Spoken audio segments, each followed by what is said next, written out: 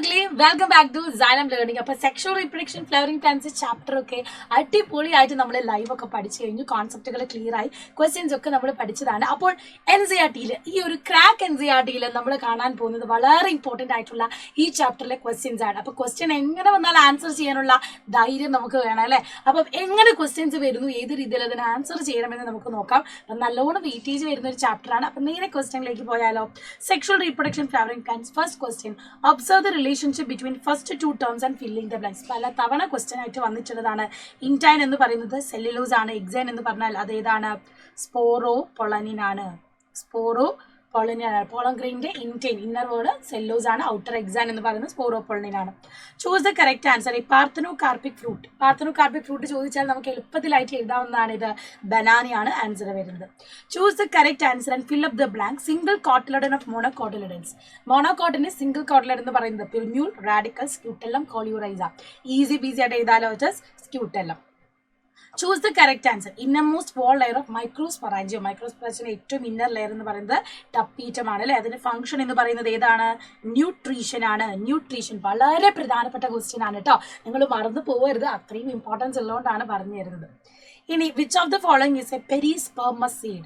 P, black pepper, wheat, barley. Easy ആയിട്ട് എഴുതാലോ. പെരിസ്പെർമസ് എന്ന് പറഞ്ഞാൽ എൻഡോസ്പെർമ അവിടെ എന്ത് ചെയ്യുന്നു? പെർസിസ്റ്റ് ചെയ്യുന്നതാണ് ബ്ലാക്ക് പെപ്പർ എന്ന് പറയുന്നത്. Observe the following diagram and label A, B, C and D. Already നിങ്ങൾ പ്രാക്ടിക്കൽ എക്സാം ഒക്കെ കഴിഞ്ഞോണ്ട് ഇതൊക്കെ നല്ല പച്ച വെള്ളം പോലെ അറിയായിരിക്കും അല്ലെ. അപ്പൊ A എന്ന് പറയുന്നത് എന്താണ്? It is epidermis. B എന്ന് പറയുന്നത് എൻഡോത്തീഷ്യം. C എന്ന് പറയുന്നത് മിഡിൽ ലെയേഴ്സ് ആൻഡ് D എന്ന് പറയുന്നത് ടപ്പീറ്റം. ഓക്കെ, ഇതുപോലെ ലേബൽ ചെയ്യാനും കൂടെ പഠിച്ചു വെക്കുക കേട്ടോ. Angiosperm during fertilization, two type of fusion occur in embryo sac. Name the type of fusion, which are the nuclei involve in each fusion. ഏതാണ് ഇവിടെ പറയുന്ന ഫ്യൂഷൻ എന്നാണ്. നമ്മൾ ഡബിൾ ഫെർട്ടിലൈസേഷൻ എന്ന് പറയാനുള്ള കാര്യം രണ്ട് ഫ്യൂഷൻ ഉള്ളതുകൊണ്ടാണ്. ഒന്ന് സിംഗമിയും രണ്ടാമത്തേത് ട്രിപ്പിൾ ഫ്യൂഷനുമാണ്. സോ സിംഗമി എന്ന് പറഞ്ഞാൽ അവിടെ മെയിൽ ഗമേറ്റും എഗ്ഗും കൂടിയാണ് ഫ്യൂഷൻ നടക്കുന്നത്. വേറെ ട്രിപ്പിൾ ഫ്യൂഷൻ എന്ന് പറഞ്ഞാലോ മെയിൽ ഗമേറ്റും പോളാർ ന്യൂക്ലിയസ് അല്ലെങ്കിൽ സെക്കൻഡറി ന്യൂക്ലിയസുമായിട്ടാണ് ബൈൻഡ് ചെയ്യുന്നത്.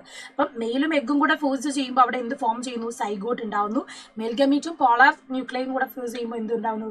പ്രൈമറി എൻഡോസ്പേം ന്യൂക്ലിയസ് ആണ് ഫോം ചെയ്യുന്നത്. അത് ഡെവലപ്പായി എൻഡോസ്പേമായി മാറുകയാണ് ചെയ്യുന്നത്. അപ്പോൾ വളരെ ഇമ്പോർട്ടൻ്റ് ആണ് ഇതിൻ്റെ സ്ട്രക്ചർ, എങ്ങനെ ഫോർമേഷൻ നടക്കുന്നു. ആ ഡയഗ്രാം ബേസ്ഡ് ക്വസ്റ്റ്യനും ചിലപ്പം ചോദിക്കാം. Flowers are classified into chasmogamous and cleistogamous flower. Cleistogamous flowers are autogamous. Define autogamy എന്നാണ് ചോദ്യം. അപ്പൊ ഇതിനെ നമുക്ക് എങ്ങനെ എഴുതാം? ക്ലീസ്റ്റോഗേമസ് ഫ്ലവേഴ്സ് എന്ന് പറഞ്ഞാൽ ദേ ഡു നോട്ട് ഓപ്പൺ അല്ലെ, അവർ തുറക്കുന്നില്ല. Anther and stigma lie close to each other inside and autogamy occur. അപ്പൊ ഇവരെന്താണ്? ക്ലീസ്റ്റോ എന്ന് ഓർത്താൽ അത് ക്ലോസ്ഡ് ആണെന്ന് ആലോചിച്ച് വെക്കുക. ആൻഡ് ഓട്ടോഗമിയാണ് അവർ ഇനീഷ്യേറ്റ് ചെയ്യുന്നത്. ആൻഡ് രണ്ടാമത്തേത് എന്താ? ഓട്ടോഗമി ഡിഫൈൻ ചെയ്യാനാണ്. Transfer pollen grain from anther to stigma, same flower. ഇപ്പൊ മിസ് ഇതാ ഒരു ഫ്ലവർ വരയ്ക്കാണ്. ഇതിൽ എന്തുണ്ട്? സ്റ്റിഗ്മയുണ്ട്, ഇവിടെ ആന്തറും ഉണ്ട്. ഈ ആന്തറിൽ നിന്ന് ഈ സ്റ്റിഗ്മയിലേക്ക് പോളിനേഷൻ നടക്കുകയാണെങ്കിൽ അതെന്താണ്? ഓട്ടോഗമിയാണ്, സെൽഫ് പോളിനേഷൻ ആണ്. Analyze the given below and fill in the blank. Stalk of the ovule എന്ന് പറയുന്നത് എന്താണ്? നമ്മൾ പഠിച്ചിട്ടുണ്ട്, ഫ്യൂണിക്കിൾ ആണ് അല്ലെ. ഒവ്യൂളിന്റെ സ്റ്റോക്ക് എന്ന് പറയുന്നത് ഫ്യൂണിക്കിൾ ആണ്. ദെൻ ന്യൂസെല്ലസ് എന്ന് പറയുമ്പോൾ അതെന്താണ്? Mass of cells inner to integuments. ഇൻഡഗ്യുമെന്റ്സിന്റെ ഉള്ളിലേക്കുള്ള മാസ് ഓഫ് സെല്ലിനെയാണ് നമ്മൾ എന്ത് പറയുന്നത്? ന്യൂസെല്ലസ് എന്ന് പറയുന്നത്. Protective envelope of ovule. ഒവ്യൂളിനെ പ്രൊട്ടക്ട് ചെയ്തിട്ട് നമ്മൾ പറയുന്നത് ഇൻഡഗ്യുമെന്റ് എന്നാണ്.